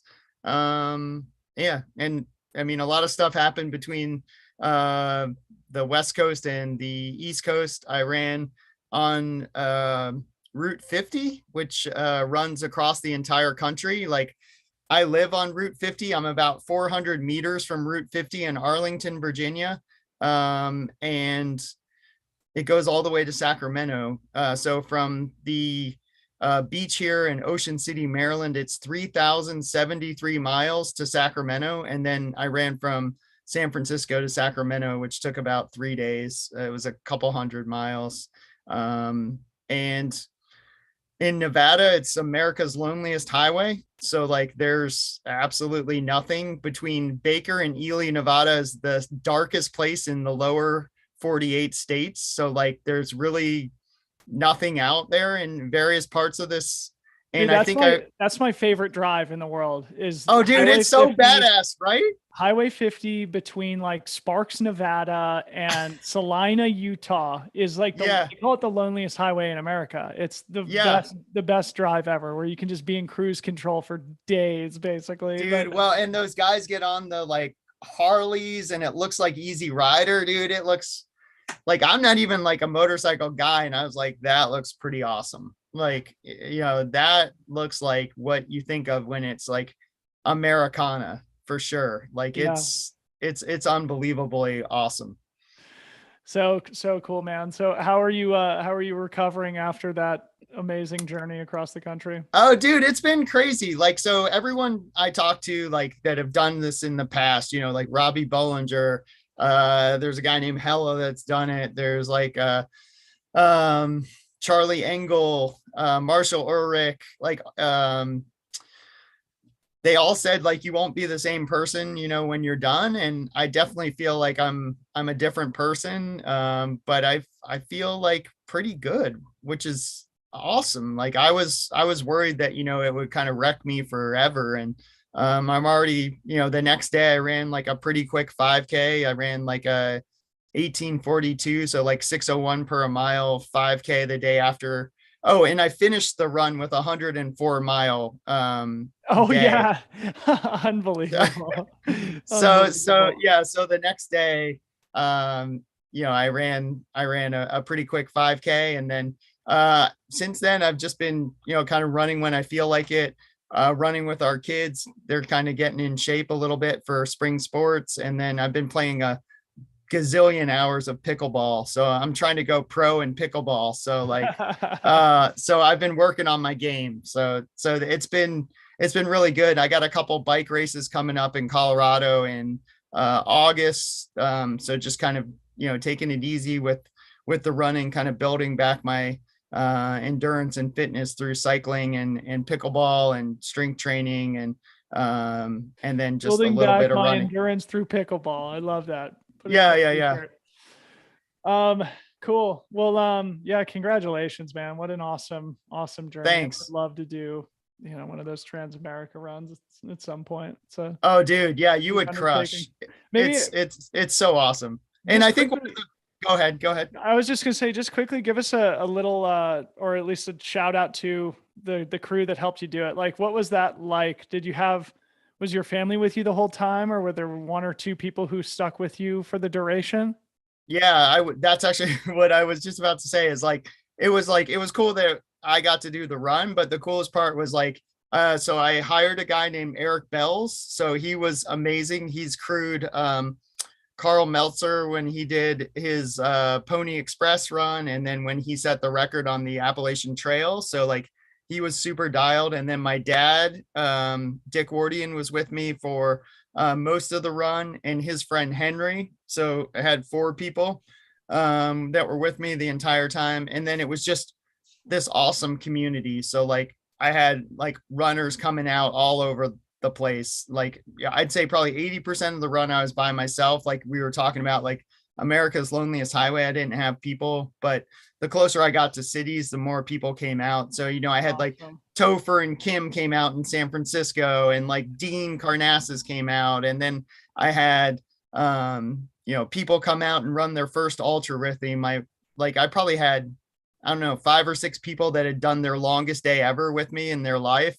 Awesome. And oh dude, it was so cool. And we had like this little, like, In-N-Out burger, how like they have the secret menu. Like if someone did an ultra with us, we'd give them like this custom buff we had made, so like we didn't put it out there or anything. It was just like if someone came and showed up, they'd get a buff. And it was cool to just see people push past what they normally do. And one of the cool things too was like I was doing this thing, but people were coming and just forming a community around it and becoming friends and like making plans. And like, I'll be gone from Athens, Ohio, but the people that I met there that hadn't known each other before, will still, be doing group runs together and maybe going to races together. And really, that's the beauty of it.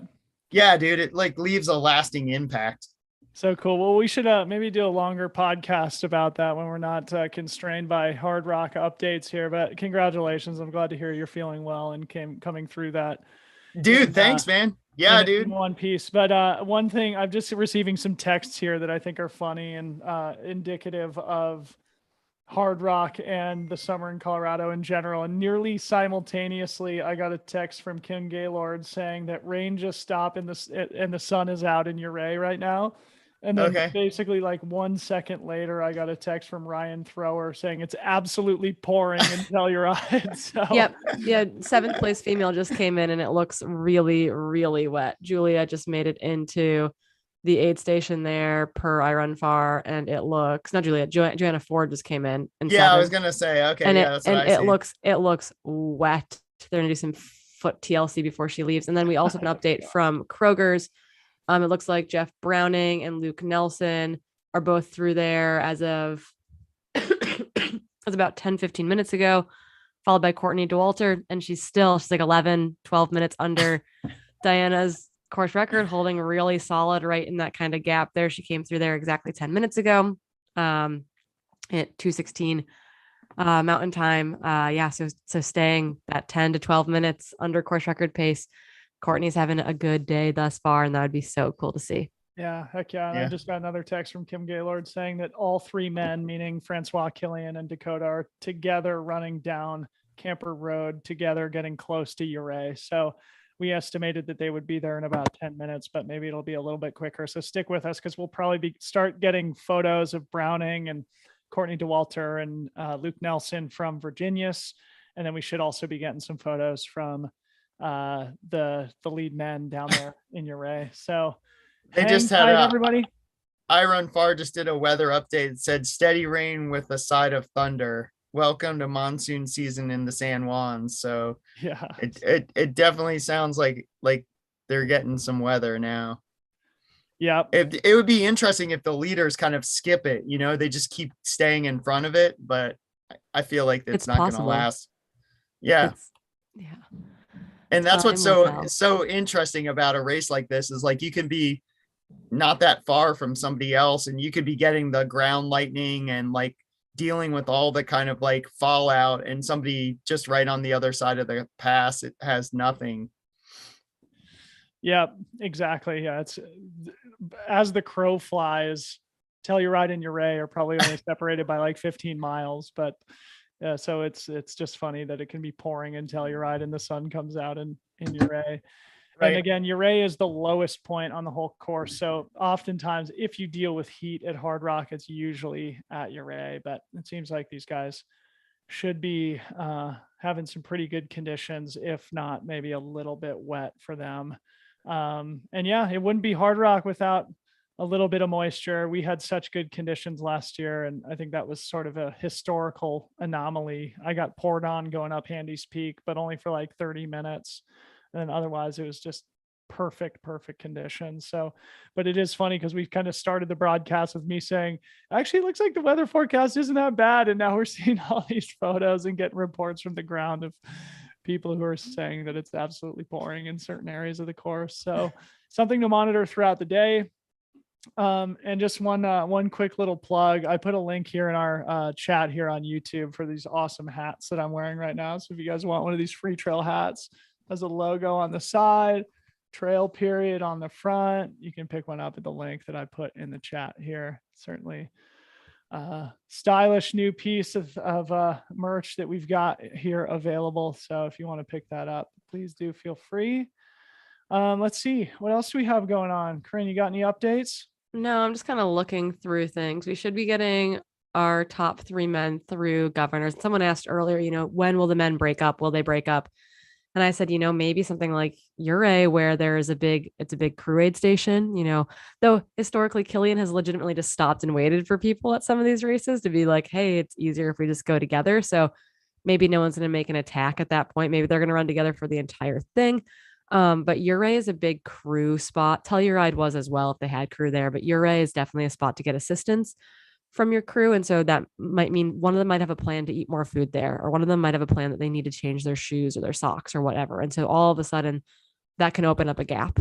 of 1 minute or 5 minutes. So I'd kind of keep an eye on that to see what their out time is at Uray, because that could be a little bit of that could move things apart a little bit.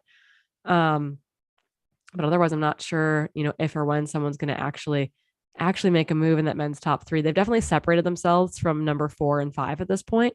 They've got about 30 minutes or so on.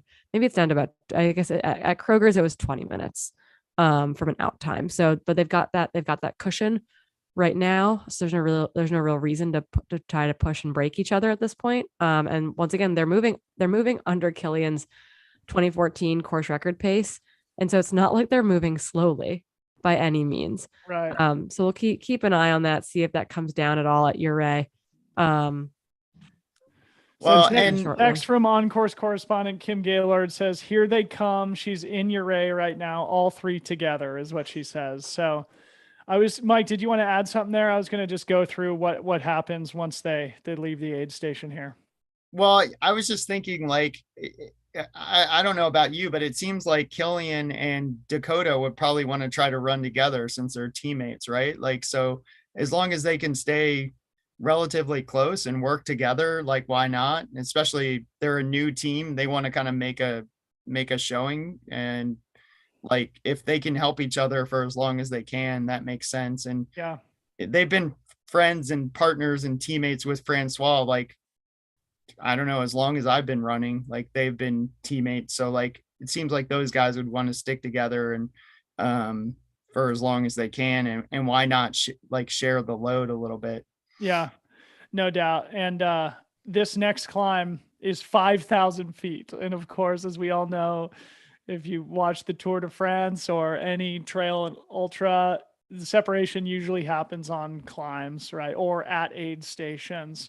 And so assuming the three guys leave Uray together, it could be that we start to see some separation as they make their way up this 5,000 foot climb that you see here, leaving Uray. And Mike, you and I will know that this is one of the truly spectacular parts of the course, the Bear Creek Trail. When you leave Uray, it's one of the coolest sections of trail in the entire world, sort of like perched on a balcony, sometimes a little precarious, although it's certainly not a dangerous trail, a popular trail for locals in the community to use, but just a beautiful sort of canyon valley where you're running kind of on a balcony high above a mountain creek, Bear Creek. Right.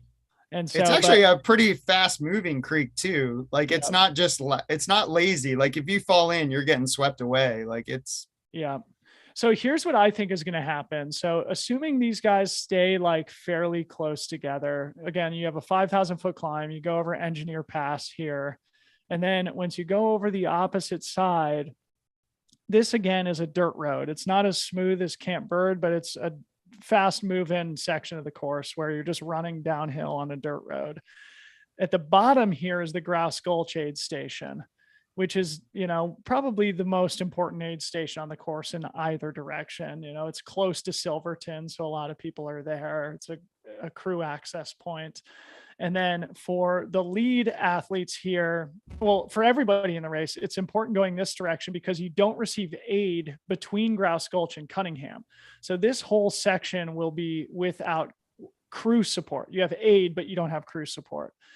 And I think the other thing that's important to note is that they'll start to be going into the night, sort of once they leave the Grouse Gulch aid station. So my feeling is that Killian especially will stay with whoever is the leader. So if it becomes a race between two rather than a race between three, Killian will stay with whoever's in front unless he somehow becomes the weak link. And then once they go up over Handies and into the night, then that's when Killian, I think, will feel a little bit more compelled to run at his own pace if he is indeed, feeling great and capable of pulling away from Francois and Dakota, which is, of course, no small feat.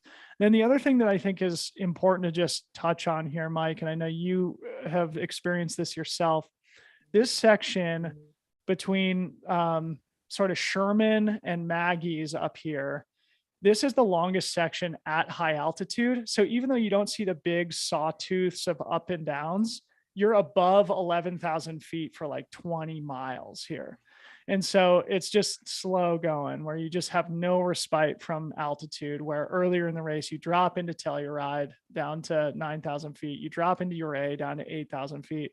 Up here in the middle of the night, you're above 11,000 feet, often above 12.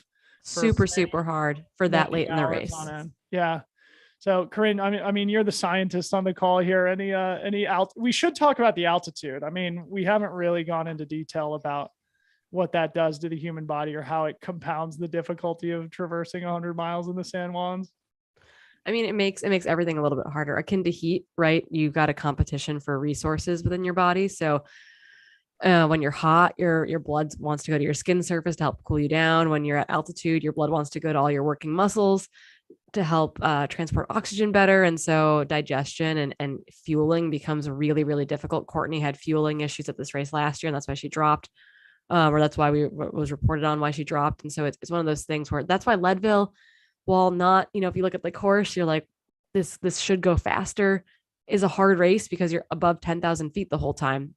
Those same challenges exist here. Not only are you climbing and descending a lot, but being up high for that long just means your body is competing for resources. And that makes things really, really challenging.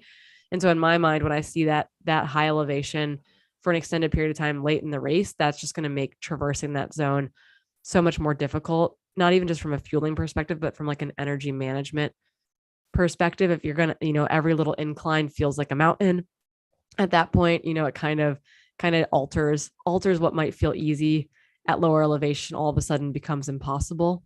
And so as Mike brought up earlier, he said that might seem like a slow pace, but at that altitude and on this course, they're moving really quickly. And I think that sentiment holds true for that specifically for that section of the race as well, where in the opposite direction, maybe that section, because it's earlier, you get it done sooner type of thing, there's benefits there. So maybe that's where some of it falls apart in the clockwise direction for athletes. Yeah.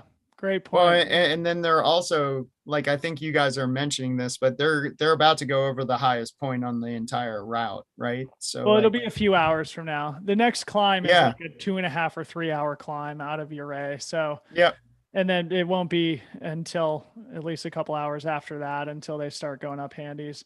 Anyway, I've Yeah. got some fun updates from Uray, from folks on the ground there. I'm just saving some photos here onto my desktop so that I can share those with you momentarily. But first and foremost, a quick update from Topher Gaylord. So the lead 3 men are there together. Give me a sec. So what Toph said is that Dakota is applying pressure first out with Killian, Francois quick to follow. So Dakota taking the initiative to get out of the aid station a little bit ahead of the other two. All seem to be running together, he says, but not going out of their way to ensure that they are all leaving together. Okay, so the competitive dynamic might be evolving a little bit here. And now I've got some awesome photos, both from Kim Gaylord and Topher Gaylord, but also from our guy, Ryan Thrower. So give me a sec while I just pod these up Also, here. there was a great update from Kroger's. Did you see that? Yeah, that's awesome. The extra special sports drink that Yes. that Bronco Billy took part in. It says at Kroger's mile 33, Jeff Browning comes through in 6th. He is the first runner to enjoy a shot of the, in quotes, extra special sports drink on offer. So so as we've alluded to many times before, you can get a special treat beyond pierogies at Kroger's, and it sounds like Bronco Billy was the first one to indulge. Yes. Okay. So I'm going to share screen, and the first photos I'm going to share are from back of these guys leaving Telluride. So this is probably an hour plus, a couple hours ago at this point. So here's Dakota. This is on that dirt road section. Just below Dakota here in the valley is the town of Telluride. So Dakota hiking up the dirt road. Here's Killian Jornet. Looking It's solid. weird. It's so weird to see him in like baggy shorts rather than the white like Solomon's like that he usually. Yeah. So getting a glimpse of his bag here. It does look like a normal branded bag. It's tough to see. It's a little pixelated, obviously, but followed closely by Francois. Now in focus here. So looks like just the line of the 3 of them cruising up the hill together. We all know they went through Virginia's together, and now we're in Uray together. Here's a photo compliments of Kim Gaylord of Francois sitting in the town park in Uray getting resupplied. And then another photo here of the three of them, Dakota, Killian, and Francois. And here we might have an opportunity to do a little gear check. Yeah, that's a normal dude. bag. And here's the footwear, folks. We got protos. Someone tagged protos of the gram here. Those just look pretty standard, right? Yeah, I feel like that might be why they're dumping their shoes, though. You see all the holes in the mesh on those? Yeah. Well, and neither of them are wearing gaiters. So bold move, as they say. Yeah. There's Francois behind. And so here we go, folks. Lead 3 through Uray. Let's get an official. But here's what's interesting. So their out splits for Uray were at 8:33 running time, so about 2:33 local time in Colorado. That is about 12. That's 12 minutes faster than Killian's split through there in 2014. So they've gone from about 6 minutes up on Killian's split to 12 minutes up on Killian's split just in that last section. If that is indeed accurate, that they came through there at 2:33 local time. So that is, and if that is in fact their out time, because they gave all three of them the exact same out time from that aid station. So that's interesting. They're starting to maybe push the pace a little bit. It sounds like Dakota is trying to push the effort getting to the aid station quickly onto the ground there. So that might be, someone put on some afterburners in that last section, and they are now 12 minutes up on Killian's 2014 split. Wow. So cool. And it looks like maybe somebody who's on the ground here, Chris Wu in the chat says, at Uray, Dakota said he feels great. Let's go, Dakota. We love that. The Durango native grew up in these mountains. So awesome to see him mixing it up with two of the greats of all time. Dakota, obviously no slouch himself. And when he is on his game, he is every bit as good as Francois and Killian. And Francois and Dakota together are two of the only people in the history of the sport who've taken down Killian in competition. So awesome to see them mixing it up together, working as a team a little bit and pushing each other through the mountains here. Some people asking for quick updates of the top 5. This is probably a good time to do that while we await some other updates from I Run Far. So let me just. Yeah, we can do that. Yeah, go ahead, Corinne. I was gonna say the best update's going to come from Kroger, and I think that's still accurate. On the men's side, that's going to be, you've got Dakota, Francois, and Killian all together, followed about 20 minutes behind by Danny Young of Italy, and then followed by John Kelly, another 30-ish minutes back from him. So top 3 men all together, and then you've got about a 20-minute gap to 4th, and then another 30-minute gap to 5th. I think Jeff Browning and Luke Nelson then are 6th and 7th. We only have one female through Kroger's at this point, that being our queen, Courtney DeWalter, running 10 minutes under course record time up at Kroger's. From there, we've got Maggie running about an hour behind, followed very closely by Darcy. Stephanie Case left in 4th, followed by Hannah Green, and then Julia German of Boulder. So once again, in the women's side, just to kind of reiterate that, Courtney's got a bit of a gap on second. She's, I think, just over an hour ahead of Maggie at the aid station, ahead of Kroger's being Telluride. But then after that, the women's field is pretty close together in that 2nd, 3rd, and 4th place position, maybe even up to 5th. So still lots and lots of racing to be had. People in the chat are wondering, are these top 3 guys going to hold hands into the finish? And I don't think so. Given kind of some of the energy we felt coming through Uray just now, I do think that they're going to try to make some moves on one another, despite, being current teammates or former teammates. At the end of the day, it's still a race. And I think there'll still be challenges made out there all the way to the finish line. So very exciting racing going on right now. Heck yeah. Thanks for the update. And I put a link here in our chat to where we're getting that information. I was just sharing screen while Corinne went through that. But if you want to look at it yourself or just have it bookmarked, I got that link there. in the chat on YouTube. And I just got another text from Kim Gaylord saying that they're heading up towards the Bear Creek Trail, which is a couple miles outside the aid station. She's going to send us some updates once they get there. So we'll have an idea if, Dakota leaving the aid station first, maybe if he has a little separation or if they're all back together. We'll see that here in just a bit. But it's starting to get a little bit. Yeah, it's starting to materialize, isn't it? We're now 44 miles into the race. The next aid station update will be from the engineer aid station, which is probably 3/4 of the way up the climb to Engineer Pass. It sits kind of right at tree line in a high meadow before they go over the pass and then start cruising down the dirt road towards Grouse. So it's probably 2.5 or 3 hour climb to get to the top of the pass. So I would guess we won't get another great update from the men for 1.5 hours to 2 hours outside of the text that I might receive from the Gaylords. So, we were planning to stop our broadcast in about 15 minutes. So we'll play it by ear. And of course, Mike or Corrine, if you need to jump off, do so at any time. But yeah, we're planning to keep going here for another 15 minutes or so. And then we'll see what happens. Maybe we can jump on a little bit later as things develop later on in the afternoon or as things materialize. Yes. Yeah. Well, I thought it was interesting. Did you see that are John and Jeff now running together? Did I read that right? On top of each other at Kroger's? I don't know. That's what I was trying to figure out. It looked like it. Like they're like somebody came in at 2:09 and was out at 2. That'd be John. That'd be Jeff and Luke. Jeff and Luke are really, really close together. Yeah, sorry, that's what it was. Jeff and Luke.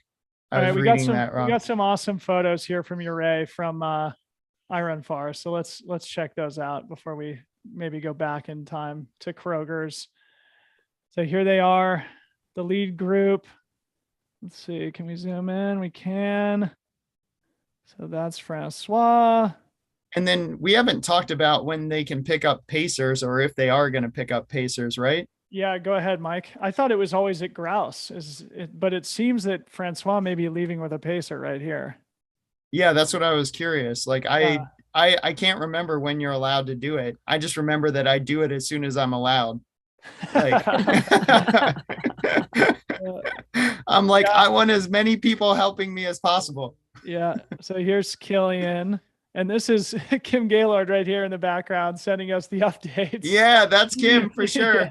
Yeah. Dude, she is serious, man. Yeah. She's not gonna miss the shot. No, she's all over it. She's our favorite unofficial on-course correspondent for everything. There's Dakota. Yeah, it does look like the sky is opened up there in your Dude, I want them to send us a picture of their rig. That's what we need. The picture of their adventure rig. Yeah, they've got a beautiful new van.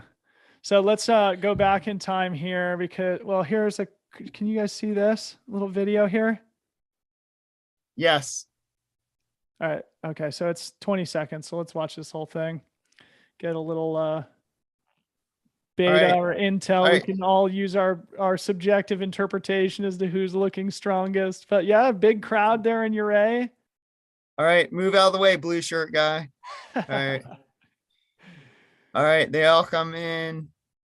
Yeah. And then, that's like somebody who's actually taking real photos too. Yeah, that's it. So here's I still don't see Francois's tracker anywhere. Like I've been like someone totally said that geeking he's out. got someone said off the Solomon packs oftentimes have like a little trash pocket kind of up near the shoulder, not on the shoulder. And someone said that that's where his tracker was, but I haven't gotten a good photo of it.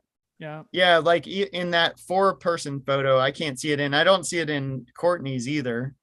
Like, yeah, no, Courtney's got it here. You can see it on her shoulder there. Yeah. I thought that's snow. No, that's the tracker. It's easier for me to tell maybe. Okay, cool. Yeah, it's almost on her back. It's almost over her shoulder, which makes sense because it'd be really irritating right on your shoulder. Really annoying right here, especially if you're turning your head and stuff. Yeah, there you can see Yeah, there it is. Boom. And you can see the other side of her short now too. So is this like a collective project here? It's like I think it's just you sign it. Yeah. They've got the elevation profile and the athletes get to contribute their own creative energy to Yes. collective art project. That is pretty Yeah. cool. It's really, I didn't get to do that last year. Did you, or I didn't any of the either. years? No, now I feel This bad. might be a new wrinkle. All right, so here's Luke Nelson here cruising up over Virginia. So things are happening, folks. Things are happening. Some cool photos. Thank you. Credits are I Run Far. They're obviously on the ground, providing a lot of great updates. So someone in the chat just joked that Dakota is Killian's pacer, right? And I think that's hilarious. That's part of getting the job. Or is Killian's Dakota's pacer? Yeah, is that in the contract somewhere? In the normal contract? I mean, I think that's so Dakota. Funny. He's just one of those guys where when he's on, he's just as good as anybody. He's struggled with injury throughout his career, and hasn't been as consistent as Killian and Francois, but he, in his I Run Far interview, sounded like he had done a lot of great preparation. I think what the quote that he used in his interview was that if I can recover from all the training that I did, I think it should go really well.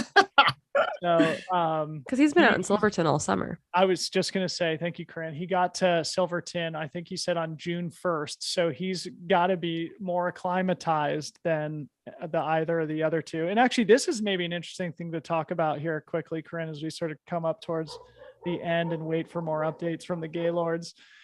Killian didn't leave Norway until Monday of this week. He didn't arrive in Silverton until Tuesday night. So which is like honestly the worst time possible to arrive to altitude. That's like, unless, I mean, they have for previous expeditions, because they, he's bounced around to Nepal a lot. He can be, we could say hashtag like not a normal person, maybe like which is a pun, I guess, in a way for his company now. But I think that, for the normal human, that is the worst case scenario to arrive, 3 to 4 days before the race, because your body has started to do the acclimatize, but hasn't actually gotten to the beneficial part yet.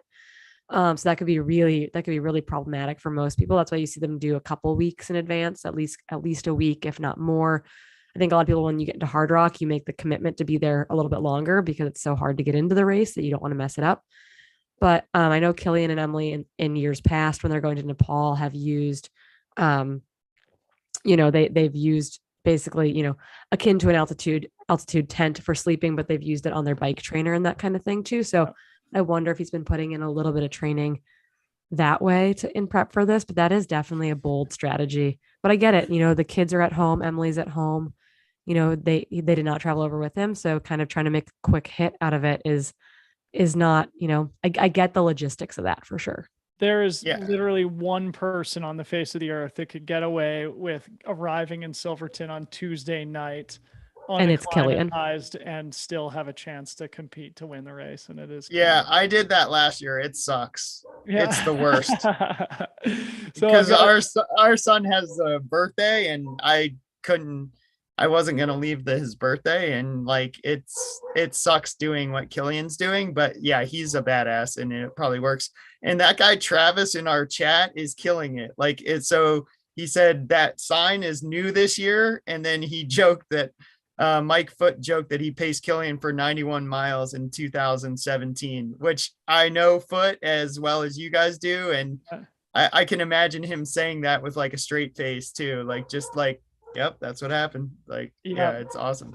Yeah, and that was the year that Killian famously won with his arm in a sling because he dislocated his shoulder early. I was there. Yeah, I was like, that's what I was gonna joke. Where it's like, yeah, you guys are talking about the altitude. I'm surprised, like he doesn't just like, I'll just run with one hand behind my back and still beat you guys. Like, yeah, I don't know. We'll see. Like he's so strong, but they all are. So it's gonna be such a cool battle to just get a chance to witness. And like, that's not, and we're discounting everyone that's not in the top 3, which I think is a mistake, because everybody that's in that top 15 has a chance to win. Like, it's just like, if you would say, like, if you ever watch Jeff Browning race Western States or any of these races, he'll be in like 20th place, and you'll be like, by the end, he'll be in 2nd or 1st or, whatever. So like, it's really incredible, like the amount of depth in this year's field. Yeah. No doubt. Well said, Mike. So I've got a few more photos that I'm going to screen share from Kim Gaylord, and then we can kind of wrap up. And then, yeah, Corrine and Mike, I don't know what you guys have going on this evening, but we can always reconvene the crew here and Go Yeah, live dude. again. do round 2 here later on in the Dude, I afternoon. would totally do that in the middle of Okay, the night. awesome. And I want to go play some pickleball here in a second. And our son wants to go lifting at the gym. So anytime that he's down to go lift, I'm gonna be willing to go. Classic Wardian, yeah. Yeah. Classic Wardian. Okay, so here's a look back. I think we actually saw this photo already. Anyway, it's the trio arriving in Uray. This is Max Romy, another. Oh, I was just about to ask if you guys knew normal. who that guy was. Yeah, Yeah, so he's he now must be as doing part of the normal crew. documenting. Okay. Yeah. Yeah, he's part of the team normal now, and he's also great. Videographer, photographer, things like that. So it looks like he's documenting Dakota and Killian, of course, with their new brand normal. I Here's wonder, is Killian. that's a Sony, isn't it? Yeah, it looks like it. Yeah. So here, little glimpse at the new proto apparel from normal. It's all the gear. It's interesting. Check out like how they have the instead of how Francois has his poles in a little like quiver, they have theirs got with it on the that just shorts. built in the shorts, which Yeah, is which is what we've been doing on our shorts and skirts. We've got the Yeah. pole loops there, which is super convenient. It's yeah. so incredible, like how much gear has advanced in our time in the sport. It's just Oh yeah. looking back at old photos and videos from Hardrock and Western States and UTMB. It's just like, man, all this apparel, all this footwear, all these packs and stuff have advanced so much so that these fantastic athletes can enjoy the experience and be super comfortable out there. As we see Dakota Jones filling up his pack here, looking solid according to people on the ground there. Oh, that's interesting. Dakota and Killian are wearing different watches. Like Dakota has the Vertex He's got 2 the that looks like, Koros. yeah. And I know Killian's got a Koros too, but he's chose a different one or a different color. Interesting. And there's Yeah. Francois.